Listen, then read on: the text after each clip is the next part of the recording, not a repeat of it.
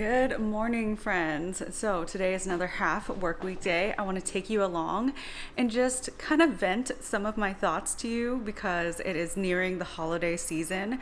And I feel like during this time, I'm always stressed out about money and our financial situation and all the school loans that I have to pay back.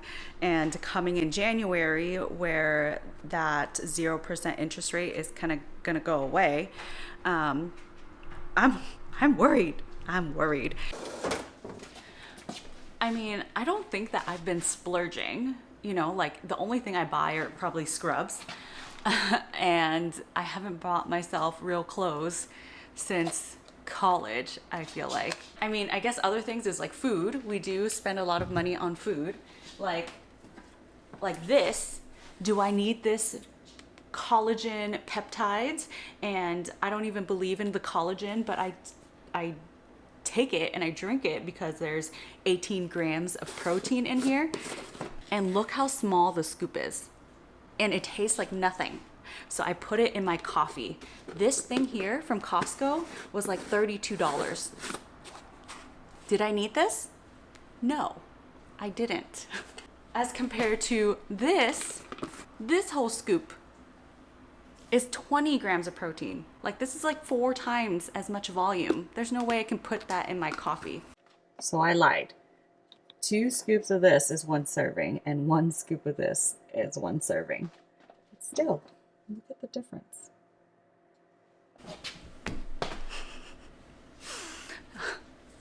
I don't know what I'm doing. So there's this really common misconception that doctors make a ton of money. And maybe your orthopedic surgeon will make like 400 grand, 500 grand. But your typical family medicine doctor does not get paid that much for the amount of work that they're doing.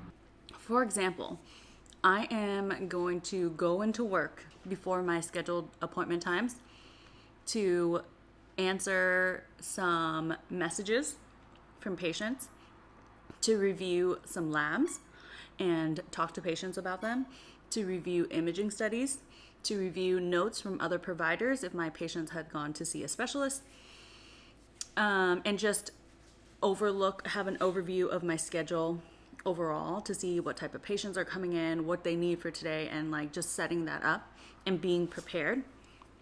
If they're a brand new patient, then having to go over all their paperwork. That's all the stuff that's done on the computer. And then there's paper stuff that's to be done, like signing orders and doing prior authorizations. None of that we get paid extra for. So say like a patient messages me and says like, oh, hey, I forgot to ask this in my visit, but I want to also discuss my fatigue. Can we order all these labs? And, it's doing both of us a disservice because I am not giving the time that that patient needs to do a thorough exam and history and decide if labs or a sleep study or anything else that's indicated. This is just like requesting that I do labs. If you compare it to lawyers, if you send your lawyer an email or your lawyer has to fill out any sort of paperwork, you're getting charged for that. As compared to doctors, we're doing it all for free, basically. And when they say the doctors charge you, I don't charge you anything. I write my note and I send in an insurance claim. Insurance charges.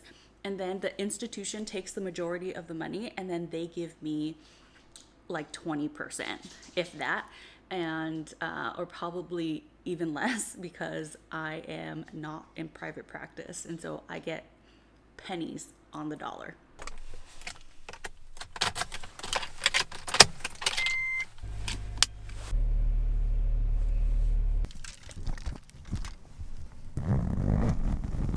So back to what I was saying, I currently have about $350,000 in school loans and I will have to start paying it soon.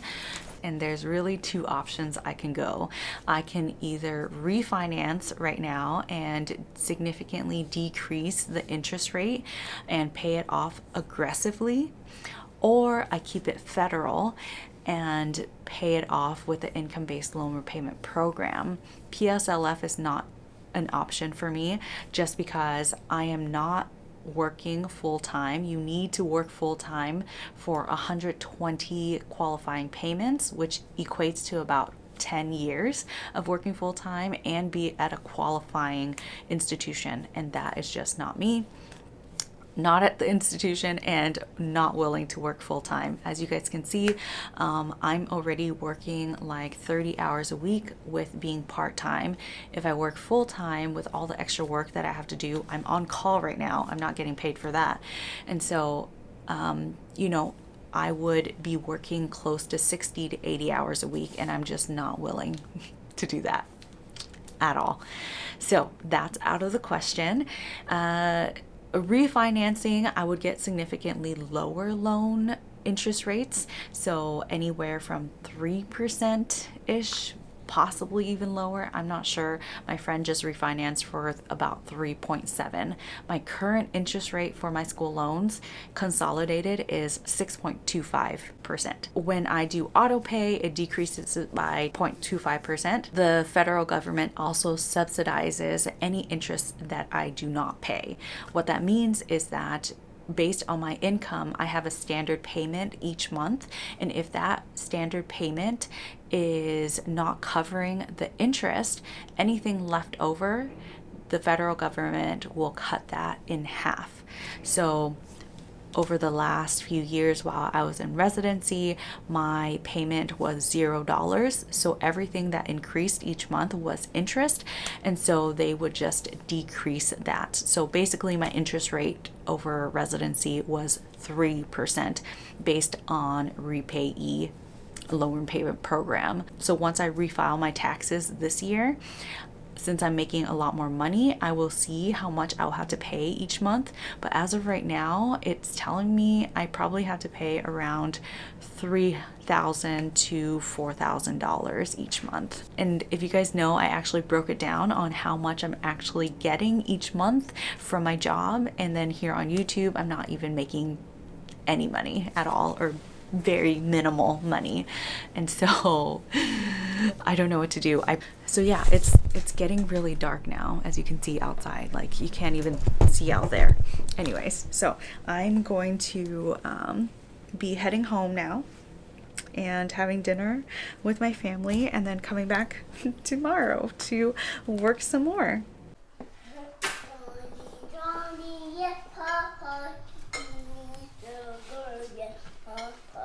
Tell me why no papa. Open your mouth. Ha ha. Don yes ha ha. It's so good yes ha ha. Open your mouth. My mouth. Ha ha. My mouth with me. Do the pleasure.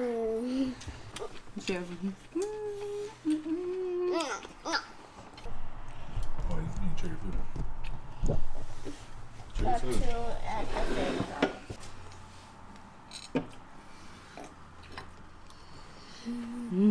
Yum.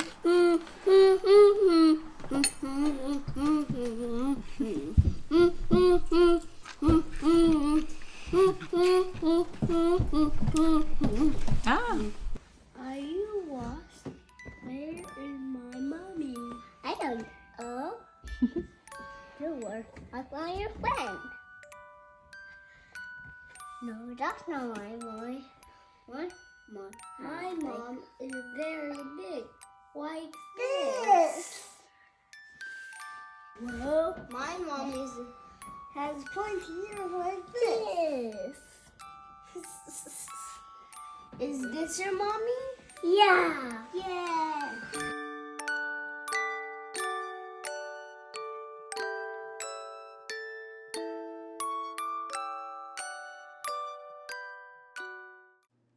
All right, so I just came home yesterday, had dinner with the family, and went straight to sleep. So I wanted to wrap everything up and say that if you wanted to refinance, probably in December before 2022 is your best time because interest rates are predicted to go up. As of right now, I think there is benefit to keeping my loans federal, specifically for me, because if my income is still low, the government still subsidizes 50% of all interest that I don't pay. And as of right now, I don't think that I am able to find an interest rate that is less than 3%. Also, if you think about it in the standpoint of should I pay down loans aggressively or should I pay them down as slow as possible, invest the rest of my money? And they're saying that if you have an interest rate that is 3% or less, you would want to pay that down as slow as possible. So, like our houses where we rent out and our renters are paying the mortgage, we don't try to make extra payments. And the reason why is because when your interest rate is that low, you figure that the rest of your money can grow significantly more than that. And if you factor in inflation, your money in the future is going to be a lot more than your money now. And so that money is better spent in investing. If your interest rate is higher than 3%, then you are better off paying down that loan aggressively as much as possible. So for school loans, there's no benefits to keeping school loans, but if you can get the lowest interest possible, then I don't care to, like, I wouldn't personally care to pay it off quicker. But for me, like, my interest rate is so high right now. So, based on our fluctuating income, I think we're going to hold off on refinancing until May of this year just to see like how much our monthly payment is going to be. If it's going to be around $3,000 or $4,000 a month, then I think it's better just to refinance and try to lower that interest rate. So yeah, don't be too nervous about it. A lot of medical students and doctors, I want to say like over 90% of us are in debt. And so I will continue documenting this journey and show you how I pay off these school loans because they will be paid off. Okay, peace. And that's all I had for this video. Thank you guys so much for watching. If you haven't already, please subscribe and I'll see you again next week. Peace. So I just did another injection. And what I do with this is I mix it up with a little bit of lidocaine and marcaine and then inject it into muscle spasms or trigger points. A lot of people who are older who can't take muscle relaxants, sometimes this is a better option for them because it doesn't cause any of that drowsiness or dizziness that comes with medication systemically, and this really reduces their pain.